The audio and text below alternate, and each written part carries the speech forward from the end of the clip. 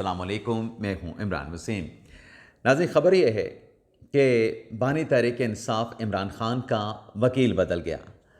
अब इस वकील बदलने से जो इमरान ख़ान साहब की फ़ैमिली की, जो पाकिस्तान तहरीक इंसाफ की क़यादत की और फिर जो तवक्कुआत लगाई गई थी, जो एक दावा किया गया था, आज की अदालती कार्रवाई से चंद रोज़ पहले वकील बदलने से वो तमाम तवक्कुआत, वो तमाम उम्मीदें ना सिर्फ चकनाचूर हो गईं, बल्कि जो खेल था वकील बदलने से वो खेल भी बिगड़ गया। एक तो नाज़रीन इस ख़बर की डिटेल से अपने ब्लॉग का आगाज़ करेंगे और फिर आप देखने वालों को ये भी बताएंगे कि 9 मई के मामले पर जज पाकिस्तान तहरीक इंसाफ के घर कैसे जा पहुंचा। कुछ और भी ख़बरें हैं। ईरान इसराइल की कशीदगी को लेके उसकी तफसीलात पर भी प्रोग्राम के आखिर में आप नाज़रीन के साथ हम डिटेल से बात करेंगे कि अमेरिका ने जो धमकी दी है, उस धमकी पे ईरान ने क्या वार्निंग दी है और वो वार्निंग कितनी सख्त है, कितनी अल्टीमेट है। तो नाज़रीन अपनी ख़बरों से ब्लॉग का आगाज़ करते हैं। पहले नाज़रीन बात कर लेते हैं, जैसे मैंने कहा कि जो इमरान ख़ान साहब को हॉस्पिटल मुंतकिल करने से मुतल्लिक, इमरान ख़ान से मुनासिब एक्सेस देने से मुतल्लिक, ज़ाती मुआलजीन को इमरान ख़ान से मुलाकात की इजाज़त देने से मुतल्लिक जो आज मुकदमा इस्लामाबाद हाई कोर्ट में जस्टिस अरबाब मोहम्मद ताहिर और जस्टिस खादम हुसैन सोमरू साहब की अदालत में फ़िक्स था। आज नाज़रीन जब इस केस की समाअत होती है, एक तो वफाक की तरफ से इस सारी प्रोसीडिंग के ऊपर एतराज़ उठाया गया, लेकिन फ़िलहाल इस्लामाबाद हाई कोर्ट ने वफाकी हुकूमत के इस एतराज़ के ऊपर कोई अल्टीमेट फ़ैसला नहीं लिया है। अदालत ने फ़ैसला किया दिया है। मैं फ़ैसला पहले आपके साथ शेयर कर लेता हूँ, फिर अदालती कार्रवाई का अहवाल भी आपको बताऊँगा और फिर जो मैंने इंट्रो दिया है उस इंट्रो को भी मैं एक्सप्लेन करके आपकी खिदमत में पेश करूँगा। अदालत ने ऑर्डर ये किया है कि लतीफ़ खोसा साहब जो अदालत को आर्गू कर रहे थे, अदालत को असिस्ट कर रहे थे, अदालत ने लतीफ़ खोसा साहब को परसों तक का वक्त दिया है कि आप तैयारी कर लें, जेल मैनुअल को देख लें, जेल रूल्स को देख लें और परसों आके आप अदालत को असिस्ट करेंगे। यही बात, यही डायरेक्शन एडवोकेट जनरल इस्लामाबाद को भी की गई है। लेकिन इसमें नाज़रीन जब ये केस कॉल होता है तो लतीफ़ खोसा साहब और एतजाज़ हसन साहब दोनों रोस्ट्रम पे आते हैं। अब रोस्ट्रम पे आके जो बात एतजाज़ हसन साहब ने की, आप देखें कि खोसा साहब ने चंद दिन पहले यह दावा किया था कि ईद इमरान ख़ान साहब जेल में गुजारेंगे। इमरान ख़ान साहब ईद से पहले जेल से रिहा हो जाएंगे, बल्कि आज के दिन ही लतीफ़ खोसा साहब ने रिहाई की पेशगोई कर दी थी। तो आज तो इमरान ख़ान साहब की रिहाई नहीं हो सकी और परसों भी कोई रिहाई होते हुए इमरान ख़ान साहब की नज़र नहीं आ रही है, बल्कि ईद इमरान ख़ान साहब की जेल में लीगल टीम ने पक्की करवा दी है। क्योंकि जब दोनों वकला रोस्ट्रम पे खड़े हुए तो एतजाज़ हसन साहब ने कहा कि मैंने इस केस में अपना वकालतनामा जमा करवाना है। तो जज साहब ने कहा तो क्या आप तारीख़ मांग रहे हैं? क्या आपका वकालतनामा जमा करवाने के लिए आपको 1 दिन 2 दिन का वक्त चाहिए? अब वकालतनामा जो जमा एतजाज़ हसन साहब जमा करवाने की बात कर रहे थे, उस वकालतनामे के ऊपर खान साहब के सिग्नेचर चाहिए और सिग्नेचर लेने के लिए वो वकालतनामा अडयाला जेल के इंतज़ामिया के ज़रिए खान साहब तक भिजवाया जाएगा। खान साहब उसके ऊपर सिग्नेचर करके भेजेंगे तो फिर एतजाज़ हसन साहब भी केस आर्गू करेंगे। तो एतजाज़ हसन साहब ने कहा कि दरअसल मैं वकालतनामा जमा करवाना तो उसके लिए सिग्नेचर चाहिए। अब खोसा साहब, सवाल ये पैदा होता है, इससे पहले आपको याद होगा कि जब फ़ौजी अदालतों का, सिविलियन का फ़ौजी अदालतों में ट्रायल हो सकता नहीं हो सकता, तो यही लतीफ़ खोसा साहब से एतजाज़ हसन साहब थे जो बंदियाल साहब के चैम्बर में जाकर उस पटिशन को समाअत के लिए उन्हें मुकर्रर करवाया था। लेकिन आज तो लतीफ़ खोसा साहब को खुद आर्गू करना था। एतजाज़ हसन साहब को रोस्ट्रम पे क्यों लेके आए? क्या एक और तारीख ली जाए? क्या केस लंबा चले? क्या इमरान खान साहब की इससे पहले रिहाई ना हो सके? बज़ाहिर तो ये लगता है कि एतजाज़ हसन साहब खुद पीछे को आगे कर दिया गया है और लतीफ़ खोसा साहब पीछे हैं। वैसे तो लतीफ़ खोसा साहब ने आज भी बात की है, लेकिन एतजाज़ हसन साहब को लाने का मतलब ये है कि आगे एतजाज़ हसन साहब केस लड़ेंगे। तो हुआ ये, जब ये एतजाज़ हसन साहब ने बात की तो इलेक्शन कमीशन के हुकाम भी पेश हुए। उनकी तरफ से कहा गया कि इस केस में जब जज हुमायूं दिलावर की अदालत में मुकदमा चला, उसके बाद जब इस्लामाबाद हाई कोर्ट में अपील आई तो इलेक्शन कमीशन की अपील जनाब अमजद परवेज़ साहब थे, जो कि अब एडवोकेट जनरल पंजाब बन चुके हैं। तो इलेक्शन कमीशन ने कहा कि हमें भी वकील करने के लिए 2 से 3 दिन का वक्त दिया जाए। इसके साथ ही जो जेल सुपरिटेंडेंट की रिपोर्ट जमा करवाई गई थी वो रिपोर्ट कमरे अदालत में पढ़ी गई। पहले तो पेश की गई जेल इंतज़ामिया की तरफ से, फिर उस रिपोर्ट को जनाब लतीफ़ खोसा साहब ने पढ़ा।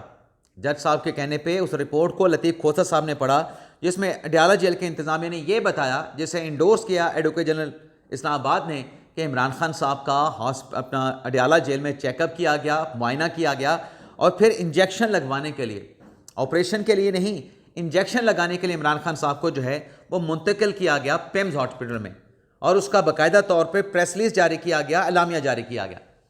अदालत ने, खोसा साहब ने जब जिक्र किया फ्रेंड ऑफ द कोर्ट की सुप्रीम कोर्ट में जमा करवाई गई रिपोर्ट का, तो अदालत ने कहा कि खोसा साहब इस रिपोर्ट को पढ़ें।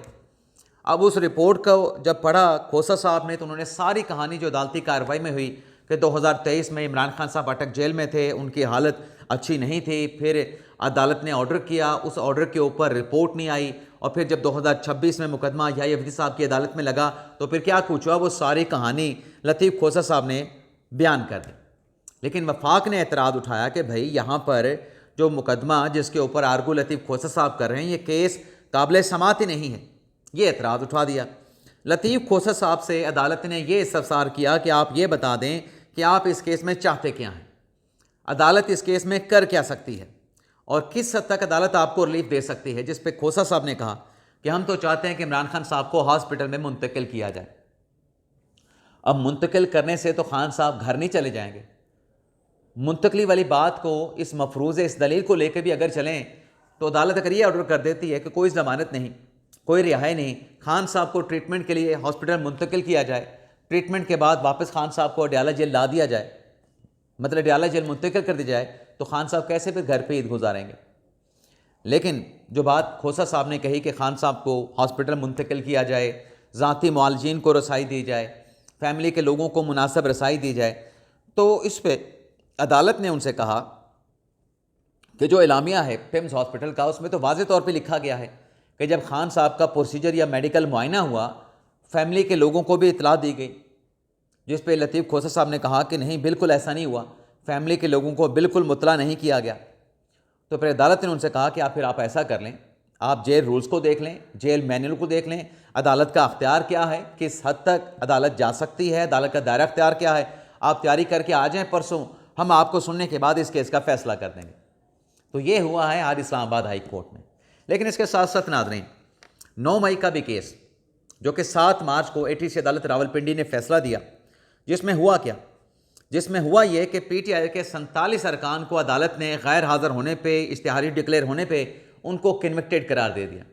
अब 10 साल की उनको सज़ा सुनाई गई, 5-5 लाख रुपए का जुर्माना किया गया। लेकिन सबसे जो सख्त सज़ा थी वो ये थी कि इनकी तमाम प्रॉपर्टीज़ को बहक़ सरकार जब्त किया जाए, यानी प्रॉपर्टी अटैच करने का हुक्म दे दिया गया। अच्छा, ये जो हुक्म जज साहब ने दिया, अमजद अली शाह साहब ने, ये सिर्फ हुक्म नहीं था, एक गुंजाइश निकाली अदालत ने कि अगर ये लोग सरेंडर कर देते हैं, क्योंकि पाकिस्तान तहरीक इंसाफ का कहना यह था कि एक तरफा तौर पे अदम हाज़िरी पे हमारे लोगों को सज़ाएं सुनाई गई, तो तहरीक इंसाफ का ये इल्ज़ाम देना, ये शिकवा करना इट्सल्फ एक एतराफ़ था कि आपके लोग अदालत में गए नहीं, अदालत आपको बुलाते रहे, नोटिस आपको जारी हुए, लेकिन आपके लोग पेश नहीं हुए, जिस पर अदालत ने उनके अदम हाज़िरी पे यकतरफ़ा तौर पे उनके एब्सेंशिया में उनको कन्विक्ट कर दिया। लेकिन जो अदालत ने फैसला दिया ना कि इनके प्रॉपर्टीज़ जब्त की जाएँ, उस पर अदालत ने किया ये है, जज साहब ने एक तो अरेस्ट वारंट जारी किए 47 के 47 लोगों को, लेकिन साथ में जज साहब ने 47 के 47 मुजरमान जिनको कन्विक्ट किया गया, जिस शहर से उनका ताल्लुक़ था, जिस शहर के वो रहायशी थे, उन शहरों के डिप्टी कमिश्नर को लिखा, लेटर लिखा, ऑर्डर जारी किया कि हमारे इस ऑर्डर की तामील करें, ये 47 मुल्ज़मान में से फ़लाँ आपके शहर का शहरी है, रेजिडेंट है, आप इसकी प्रॉपर्टी बहक़ सरकार जब्त करें, प्रोसीजर के मुताबिक, ज़ाब्ते के मुताबिक, और अदालती हुक्म पे अमल दरामद की जो रिपोर्ट है, आप ये सब कुछ करके अदालती हुक्म की तामील करके रिपोर्ट अदालत में जमा करवाएंगे। तो जज साहब PTI के रहनुमाओं के घरों तक जा पहुँचे कि अदालती फ़ैसला है, अदालत पे नहीं आए तो फिर अदालती फ़ैसले की तामील कराने के लिए जो कुछ हो सका उनके प्रॉपर्टीज़ के अटैचमेंट के लिए वो तमाम कानूनी अख्तियारात, तमाम प्रोसीजर जो है वो अडॉप्ट किया जाएगा। तो ये तहरीक इंसाफ के लिए ख़तरे की घंटी है। इसके साथ साथ नाज़रीन, अलीमा खान साहबा को अदालत ने पेश होने का हुक्म दिया था, अलीमा खान साहबा फिर नहीं आई, फिर इस्तिस्ना की दरख्वास्त आ गई। अदालत ने 11 मार्च तक उनका केस मुलतवी किया। और आप जानते हैं कि आज मंगल का दिन है, बानी तहरीक इंसाफ के साथ मुलाकातों का दिन है। 6 लोगों की फहरिस्त जमा हुई है। किस किस की मुलाकात होगी आप देख लीजिएगा, हम कोई बात नहीं करते किसकी होगी किसकी नहीं होगी। सोहेल अफरीदी साहब वो भी अदालत में पेश नहीं हुए, उनको भी अदालत ने गिरफ्तार करने का हुक्म दे दिया है। जज अब्बास शाह साहब ने यह फैसला जारी किया। और क्या केस है? पीका का मुकदमा है सोहेल अफरीदी के खिलाफ। अब नाज़रीन आ जाते हैं ईरान इसराइल जंग के हवाले से बात कर लेते हैं, जो अहम डिटेल सामने आई हैं।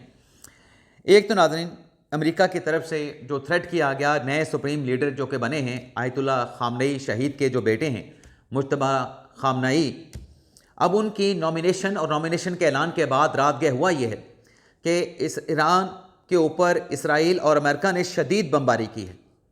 यानी इतनी बमबारी की गई, इतनी बम्बार्टमेंट की गई कि जो तेहरान था वो आग के साथ रोशन हो गया पूरा का पूरा आसमान, और दर्जनों अमवात का खदशा जाहिर किया जा रहा है।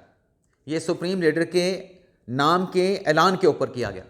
और साथ में डोनाल्ड ट्रंप ने यह भी कह दिया कि अगर ईरान की तरफ से जो हमले हैं वो बंद ना किए गए तो अमेरिका जो है नई लीडरशिप को भी टारगेट करेगा, नई लीडरशिप को भी निशाना बनाएगा और 20 गुना ज़्यादा शिद्दत के साथ ईरान के ऊपर इसराइल और अमेरिका हमले करेंगे। यानी डोनाल्ड ट्रंप साहब ये कह रहे हैं कि ईरान के ऊपर तबाही का राज होगा। ऐसी सूरत जो है वो ईरान के हमले बंद ना हुए तो ऐसी सूरत जो है वो क्रिएट कर दी जाएगी। और साथ में उन्होंने कहा कि जो पेट्रोल है, पेट्रोल की सप्लाई भी होगी। जंग ख़त्म होने का इंदिया भी दिया उन्होंने कि ख़त्म हो सकती है, ऑलमोस्ट हम जो जंग है वो ईरान से जीत चुके हैं। लेकिन इस धमकी पे ईरान के पासदारान इनकलाब ने भी अमेरिकन प्रेसिडेंट को बड़ा सख्त जवाब दिया है। ईरान की तरफ से कहा गया कि एक तो आबनाए हुर्मस से 1 लीटर भी जो पानी की बूंद, एक तेल की जो बूंद है वो हम जाने नहीं देंगे। बल्कि ईरान ने तो ये भी कह दिया है कि जो ममालिक अपने मुल्क से अमरीकी और इसराइल सफ़ीर को बेदखल करेंगे वो आबनाए हुर्मस से गुजर सकते हैं, उसके अलावा कोई नहीं गुजर सकता।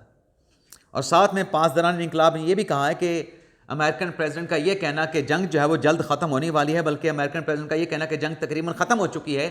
पासदारान इनकलाब ने यह स्टेटमेंट दिया है कि ये जंग जो कि ईरान के ऊपर मसलत की गई, जो जारी की गई, ये जंग कब ख़त्म होगी ये फ़ैसला कोई और नहीं करेगा।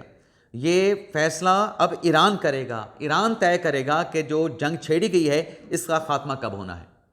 बल्कि ये भी साथ में कह दिया गया, वार्न कर दिया गया कि या तो ख़ित्ते में तमाम ममालिक महफूज होंगे, बसूरत दीगर ख़ित्ते में कोई मुल्क भी महफूज नहीं होगा। ये बड़े वाज़ेह अल्फाज में ईरान की जानिब से जो है अमेरिका की तरफ से, सदर ट्रंप की तरफ से बयान दिया गया, उस पर उनको 2 टोक अंदाज में जवाब भी दे दिया गया। अब सदर ट्रंप का क्या कहना था, एक तकरीब में उनसे सवाल हुआ तो सदर ट्रंप ने कहा कि जो जंग है ईरान की वो आलमोस्ट ख़त्म हो चुकी है। और साथ में सदर ट्रंप ने यह भी कहा कि अमेरिका का ईरान में ज़मीनी कार्रवाई करने का, ज़मीनी फ़ौज उतारने का भी कोई इरादा नहीं।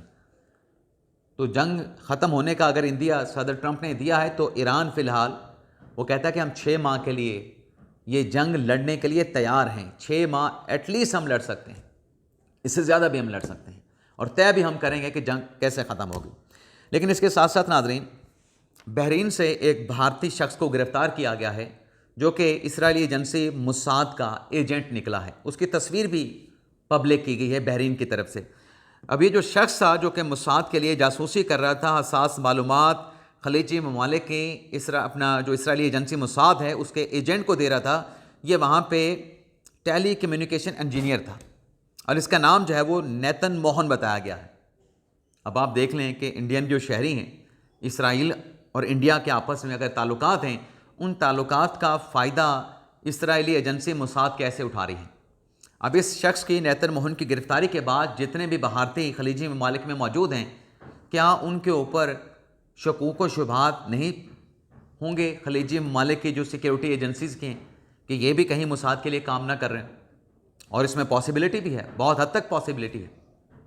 तो देखते नाज़रीन ईरान इसराइल जंग का ख़ात्मा कैसे होता है। लेकिन एक जो अच्छी डेवलपमेंट हुई है कि ट्रंप का जो स्टेटमेंट था कि जंग तकरीबन ख़त्म हो चुकी है ईरान के साथ, उसके बाद आलमी मार्केट में जो पेट्रोलियम मसनूआत की कीमतें हैं उसमें अच्छा खासा जो है वो डिप देखा गया है, कमी देखी गई है। यानी दोबारा कीमतें 88 या 90 के अराउंड आ चुकी हैं। इजाज़त चाहते हैं।